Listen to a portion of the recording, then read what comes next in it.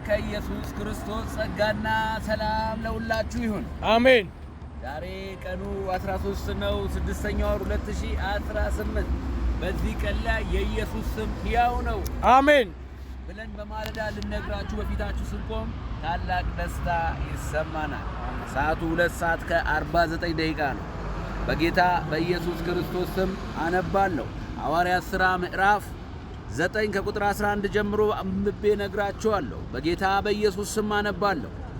ጌታም ተነስተ ቅን ወደሚባል መንገድ ሂድ፣ በይሁዳ ቤትም ሳውል የሚሉት አንድ የጠርሴስ ሰው ፈልግ፣ እነሆ እርሱም ይጸልይልሃልና ሐናንያም የሚሉት ሰው ገብቶ ደግሞ እንዲያይ እጁን ሲጭንብህ አይቷል አለው።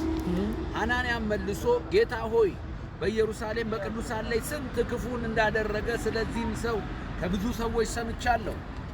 በዚህም ስም የሚጠሩትን ሁሉ ለማሰር ከካህናት አለቆች ስልጣን አለው አለ።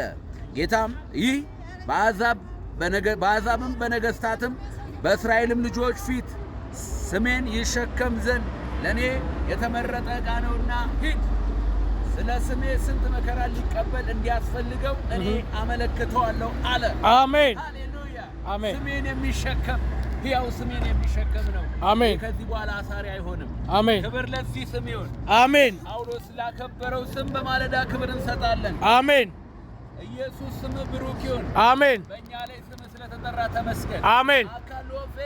ማቶሲ ከላጃና ተኮሮዲናሲ አለቦም ተከላዲናሲ ባላዱላሲ ከላጃና ተሮሲ እግዚአብሔር ተመስገን። አሜን። ይህንን እድል ይህንን ስም እንደዚህ ይህንን ስልክ ጭንቅላቴ ላይ እንደተሸከም ስምን እንድንሸከም ያው ስምን እንድንሸከም አሜን። ስምን እንድንሸከም አሜን። ነገር ከላያችን ላይ እንዳናወርድ እንድንጥል ያደረከን ማሳደድን፣ ክፋትን፣ ተንኮልን፣ ብሔርተኝነትን፣ ጎጠኝነትን ከላያችን አውርደ በእኛ ውስጥ ስምን አስቀምጠ የስምህ ሰርቶ በላዎች ስለሆነ እናመሰግናለን። አሜን። የስምህ ኩሊዎች ስለሆነ እናመሰግናለን። አሜን። የስምህ ባሪያዎች ስለሆነ እናመሰግናለን። አሜን። ክብር ለኢየሱስ ይሁን። አሜን። ኢየሱስ ያድናል። አሜን። ሃሌሉያ።